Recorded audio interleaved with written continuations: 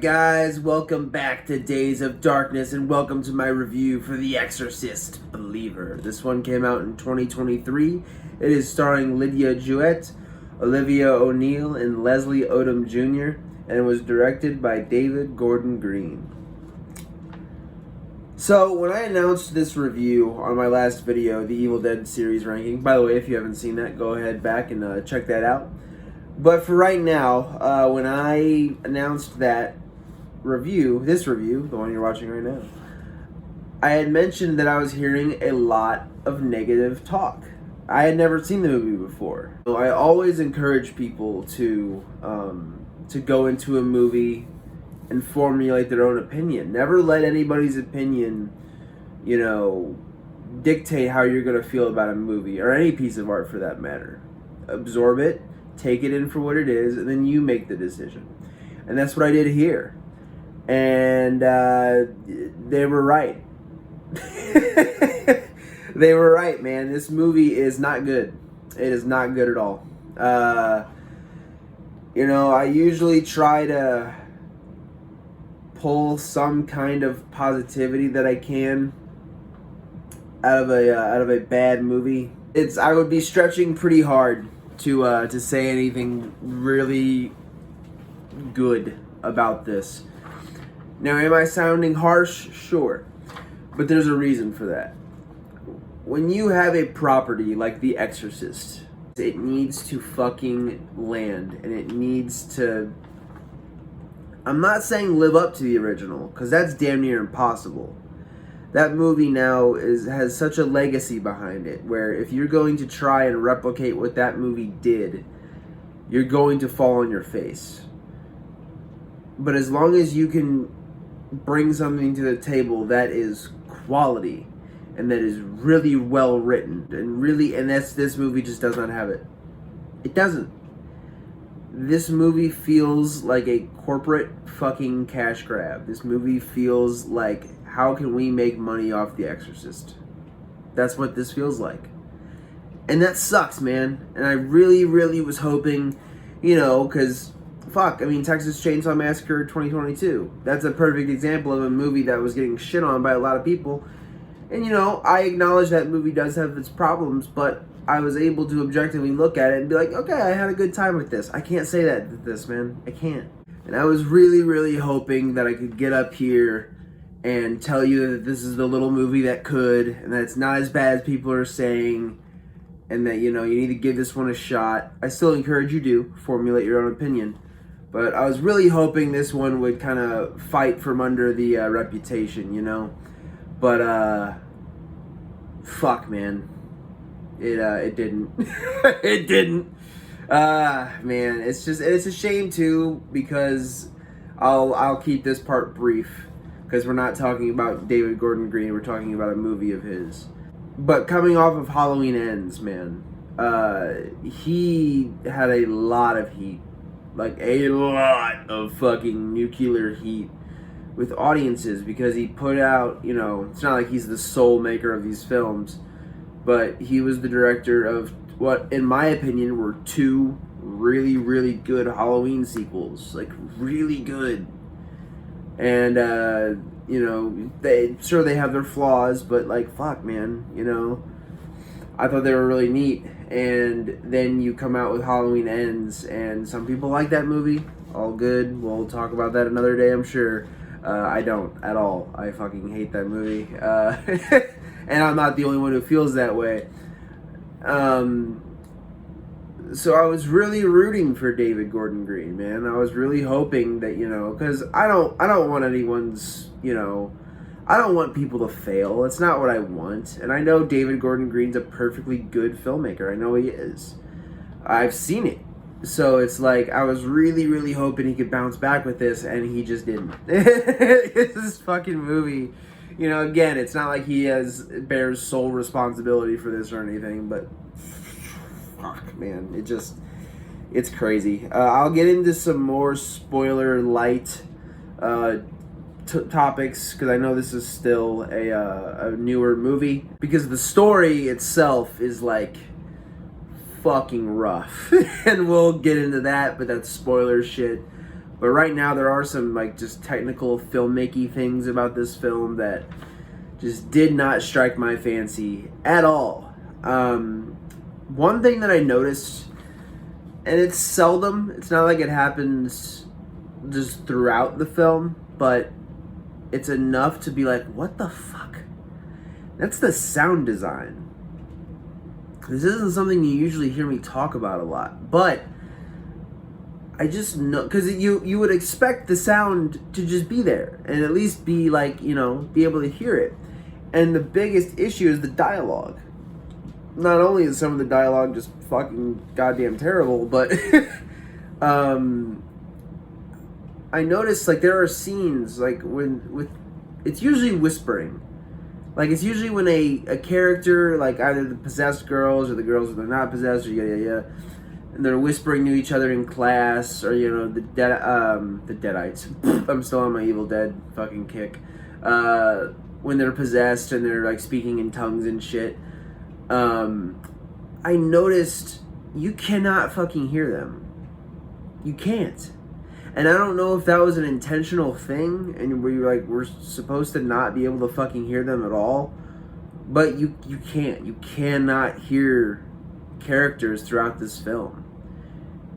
And it's a very jarring thing because like you're trying to absorb this film, and you know, unless you have subtitles on, you don't know what the fuck is happening. And like it feels like during these scenes there's some really important shit being said. And like when they're possessed, I get it, you want their voices to be raspy and fucking like weird and creepy and shit. I get it. But don't sacrifice the audience not being able to understand what they're saying. It's just gonna be like, it's not scary anymore. You just have a bunch of people going, huh? What? And like, I don't know. That was really, really fucking goofy to me. Also the pacing, man. The pacing is just fucking awful. And we're gonna get into spoilers now, so I guess we're gonna bring back the spoiler section. So, nostalgia. But if you've been on the channel long enough. But so the pacing in this, man, is just, it's fucking atrocious. It is absolutely, it's some of the worst pacing I've seen in a horror film in a while, in a long while. So for example, I'm going to lay out the first 30 minutes. I checked it. It's the first 30 minutes of the film, the first half hour. This is a 2-hour film. I'm going to lay out the first 30 minutes and tell you everything that happens in that 30 minutes. Not everything. But, so we start out in Haiti, right? And this photographer, he's in Haiti, he's taking photographs, he's with his pregnant wife. His pregnant wife gets blessed by, I guess, these religious folks. And she gets a blessing on her baby.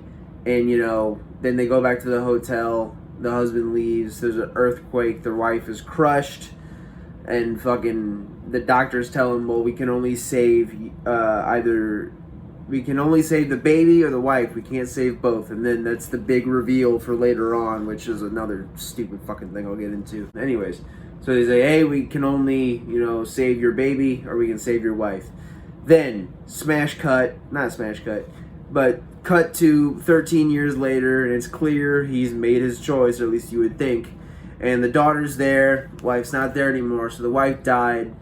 And then, you know, he's, you know, they show like very brief glimpses of this very, you know, cute, loving relationship between a single father and his daughter. Then she begs him to be able to hang out with her friend after school, and, you know, he's resistant to it. But he ends up saying yes once he drops her off at school. Then we meet the other girl who is given literally nothing to go off of as far as the character is concerned, and yet we're expected to care about her for some reason. But, you know, we meet her friend, we meet her shitty family. Her parents are just shitty, generic, church-going people who are just snooty and snobby and fucking rude. And she's kind of a brat, too, and then she has her siblings. And then, you know, they go to school. That's when we get some of that really bad, poorly designed whispering, like, shit between the two of them, and you cannot fucking hear them at all. Then, after school they sneak off into the woods and they do this little, it's those little things that like middle school, high school kids would do. They're like, oh, I'm trying, maybe not high school, but like elementary, middle school kids are like Bloody Mary type shit. And they're like, basically she's trying to talk to her mom. And this scene literally goes on for maybe 2 minutes, 2-3 minutes. And that's all we get of the thing that is supposed to possess these kids. They turn up missing, so the parents are trying to find them, and they're gone for 3 days. We're supposed to believe these people were gone, these 2 kids were gone for 3 days. And then they end up being found. They are found by some kid in a barn in a really unintentionally funny shot where he like turns around, he's like, "Dad!" which is fucking hilarious. But then they're found and they get taken to the hospital and they're immediately acting weird because they're possessed. That is the first 30 minutes of this movie. Do you see a problem there? Because I do. And usually I'm not going to act like this wouldn't be a problem in any other movie, but this is The Exorcist, dude. This is a sequel to one of the all-time greatest horror films of all time. If you ask a lot of people, probably the greatest horror film of all time. And you do shit like this. Come on, man. But my fiance likes to show me TikToks sometimes. And she likes to show me like certain comedy sketches and stuff that people do on TikTok. And if you know anything about TikTok, is that it's very fast-paced. It's very boom, boom, boom. And the problem with that is like when these people are doing these jokes and they're telling these jokes, there's no time in between. There's no time given for any type of laughter, any type of anything.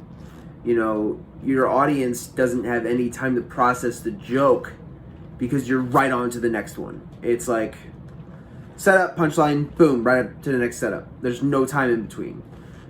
That's what this fucking feels like, dude. This whole movie feels like one big long TikTok sketch. And I'm not dogging TikTok, it's whatever, it's cool. But that's not good. That's not good for a film to feel like that. Within these first 30 minutes, these are big moments. This wife, this man having to choose between his wife and his unborn daughter. These 2 kids being lost, and both sets of parents are just feverishly trying to find these kids, and they're scared out of their minds. These are big moments that need to land emotionally, and they just don't, because there's no time to breathe in between these moments. And the rest of the film is like that too. It's just, there's a time and a place in a certain type of movie that befits that fast pace. The Exorcist is not one of those things. It's just not. You cannot fit what really honestly probably should have been a TV series into 1 2-hour film. It's just not going to happen. And this is what happens when you try to do that. Awful pacing, terrible, just... I'm going to move on. And one more thing before we break down the story of The Exorcist Believer. The topic of legacy characters has been a very hot topic for a while now in the horror community. And my opinion has always been this. If you can use a character from a past film in an effective, meaningful, and relevant way, do it. And that's not just horror, that's any film. If you can bring back a character, like a pivotal key character, and use them properly and use them in the right way, do it. Because at the end of the day, those familiar faces are going to make money. And, I believe in artistic integrity, but I also know that it is the movie business. And at the end of the day, those familiar faces are going to make money. Nostalgia always makes money. But do not sacrifice your film. Do not sacrifice the art for the sake of making money. You look at something like Halloween 2018, that was a very big hot topic of, oh, should we bring back Jamie Lee Curtis? You know, should they be doing this? Is this the right move? And if you ask me, at least for those first two films, yeah, it was the right fucking move. I think Jamie Lee Curtis fucking killed it in those movies. And despite how I may feel about Halloween Ends, I thought she gave a great performance in Halloween Ends too. So it's like, that's a good example, and that character was used effectively, and that character's arc was expanded upon. That's a good way to do it. And then you have the Exorcist believer, and you have Ellen Burstyn coming back playing Chris McNeil. God, man. I know I'm starting to sound like one of those generic fucking ranty YouTubers, and I don't want to do that. But goddamn, man, this is some of the most egregious, just, hey, look who we have, I've ever seen in a fucking horror movie, like, ever. It's just like, goddamn. Oh, man, it's, you know, I thought Texas Chainsaw 2022 was bad, with them bringing back Sally Hardesty. If you remember my review, you would remember that that was really one of the critiques I had, that I don't think that character was handled properly. Cool. At least that character had something. You know what I mean? Something to do. And I get it, Ellen Burstyn is up there in age, so it's not, I'm not asking the woman to, you know, have some big ass fucking action sequence. That would have been hilarious, by the way, in this movie. But man, like, from the moment this character is introduced, it's just a series of, what? What the fuck? What? And that's all I could do throughout the entire fucking, it's just like, what are you doing, dude? What is happening? I'll get into it. I am rambling like a motherfucker, but I can't help it, because just what the fuck? But the two things I really want to get into as far as the Chris McNeil character in this is, number one, that introductory scene with her and Victor, Leslie Odom Jr.'s character. And the fact that, which, by the way, a side note, I think everyone in this movie gives a pretty good performance. That is one thing that I don't really have a problem with this film. I think everyone did good with what they could. You know, it's just, goddamn, man. I mean, it's not, when you're not given a whole lot to work with, what can you really do, right? But anyways, so this is the scene that everyone has been talking about, and you hear those people talking about, like, oh, it's a woke agenda, fucking liberal shit. Which is not my gripe with this bit of dialogue at all, but I do have a problem with it, and I'll get into it. And it just displays the carelessness when writing this film. You know, it's the scene where, you know, they're talking about Reagan's exorcism, which took place in the original film, and, you know, they're talking about it, and Chris McNeil goes, did you know I wasn't even allowed to be in the room for my daughter's exorcism? And he goes, why? And she goes, well, if you ask me, it's because I wasn't part of their damn patriarchy. What? Is that supposed to be funny? Okay. So, now you're probably looking at that as like, oh, what's the big deal with that?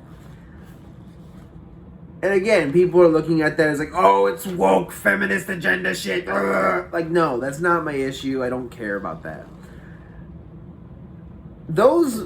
It's from a writing standpoint, those motherfuckers died to save your daughter. And yet, you stand here and just belittle them. And like, oh, how dare they not let me in? How dare they not let me risk my fucking life? Those motherfuckers died, dude. Like, they were protecting your ass because they knew you couldn't handle it. Because no one can. They couldn't fucking handle it. Fuck.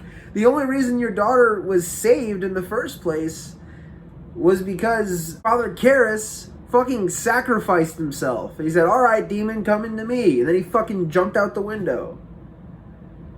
Oh, it's because I wasn't part of their patriarchy. Get the fuck out of here.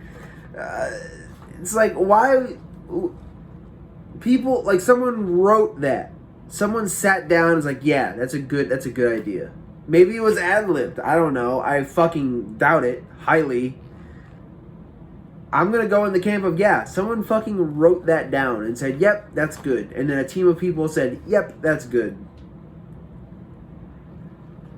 Oh my god, dude. It's just fucking ridiculous. And then she's like mad about these priests all the way back in the 70s not letting her be in the room for her daughter's exorcism. So then, and then they die, and she's still mad about it. So then she goes into this exorcism with one of the little girls, Catherine to be specific, and tries to exorcise her. Ma'am, this is not, stay in your lane. This is not your lane. I don't know what the reasoning for that was, if it was supposed to be her trying to prove the priests wrong, or why the fuck she just started trying to perform an exorcism. That's not how that works. And then the priests, once again, are proven right because she tries to perform this exorcism, and then she lets the little girl get way too close. I mean, way too close. And she just takes a crucifix and just pokes out Ellen Burstyn's fucking eyeballs. It's like, what the fuck are we doing, dude? What is happening? And that whole scene is so fucked up because it's just the way it is shot. And again, the pacing of this movie, nothing is allowed to breathe. No suspense is allowed to build because we gotta go, go, go, go, go. So this scene specifically, it looks like a Mad TV sketch. It looks like a scene out of Scary Movie. Like, it is fucking ridiculous. And it's like she just gets her fucking eyeballs poked out. And I'm like, they were right. There was no redemption for this character and her supposed, like, anger towards the priests or anything like that. The priests were right, and she ends up getting blinded because of it. So we get a Chris McNeil in this film that is an ungrateful old hag who capitalizes on her daughter's possession, because that's the reason Reagan left her mom, is because she wrote a book and yada yada yada. And she's bitter towards the priests, and then she ends up making herself look like an idiot because she tries to perform an exorcism with no training. I mean, I'm sure she's done research and shit like that to write the book, and just, you know, because the character apparently had years of just doing research and shit, but I guess not enough, because those eyeballs went pop, pop. It's just, man. It's like, and there's your legacy character. I just, whew, man. And it's even more egregious, the fact that, like, she is all over the promotional for this film. And she is not a major character in this at all. Like, she has her moments, sure, but she is not the main character of this movie. She is not the lead whatsoever. But typical Hollywood bullshit, they would have you believe she is because of money. Anyways, shout out to Ellen Burstyn, though. Nothing personal. I just, man, that money better have been good. Because holy shit. Anyways, let's get into the meat and potatoes. I know I've been ranting and raving, but one more thing. We got to talk about the story arc. So, we mentioned, you know, these two girls are possessed after doing this fucking ceremony in the woods or whatever, which is a cool idea, you know. And the trailers for this film, I thought it was a cool idea to have two possessed girls possessed by the same demon instead of one. I thought that was a unique idea, but unfortunately it is just not utilized well at all, because you have one of the girls, Angela, who is given a pretty solid backstory. You know, her and her dad are fleshed out fairly well as this movie will allow. And then you have the other girl, which is just has nothing. She has nothing to do in this film except, you know, pal around with her friend and then go get possessed. It's like, and then by the end of the film, we're expected to care about her when she ends up dying. And you're just like, what? Like, why do I give a fuck? Whatever, man. And as far as, like, failed arcs in the film are concerned, I think the biggest one is Victor. Is Leslie Odom Jr.'s character. Again, you know, gives a fine performance. Nothing bad as far as that is concerned. But so let's talk about the ending of this film. They're performing this exorcism. It is a very, very intense process. It's very dangerous, and by the end of it, they settle upon the fact that they're only going to be able to save one, mirroring, you know, what happened to him in Haiti with his wife and unborn daughters. He has to choose. And, you know, we're supposed to have some emotional investment in this situation, but like I said before, with one of the girls, Catherine, not having any character development at all, you're just kind of like, okay. And not only that, it is revealed by a possessed Angela that way back when, Victor chose for Angela to die and for his wife to live. But somehow throughout the process of them doing what they did, the wife ended up dying and Angela ended up living. Now, you can see it's not like he resents his daughter. He loves his daughter very much. You can see that throughout the entire film. But you're choosing to reveal this by the end of the movie. Now, this is just a personal thing for me. I think it would be much more impactful to know that he tried to, you know, have his wife be the one who lived. You know, it's a shitty situation for anybody to be in, but at the end of the day, when you're given that choice, you have to choose, or both of them are going to die, no matter what. And I think that would have been a really, really good opportunity to explore that character and that decision throughout the film. But they just chose to leave it up until the very end. And there's just very little. There's not even a debate between the sets of parents. You're like, well, why should you have your daughter live? You didn't even want your daughter. We want our daughter. And like, there's not even anything like that. You know, it's just kind of this reveal that happens. He's shook up about it, and then it's just done.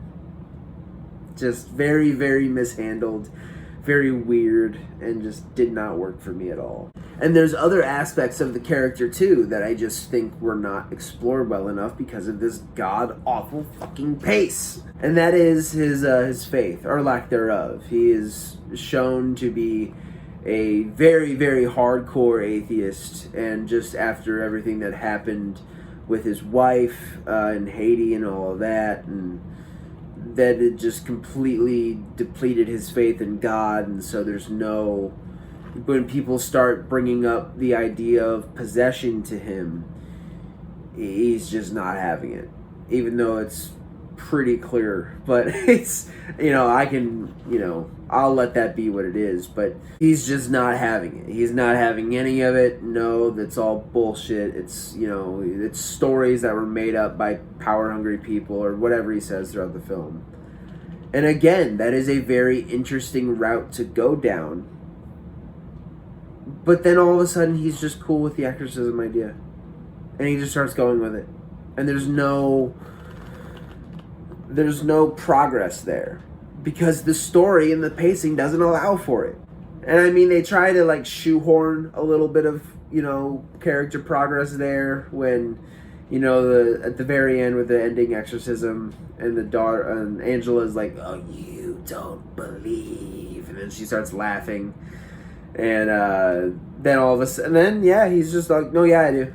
And then he starts saying the Lord's Prayer and yada, yada, yada. It's like, man, it's just, I really, really think the more I talk about this movie, I really feel like this would have benefited from being an episodic series.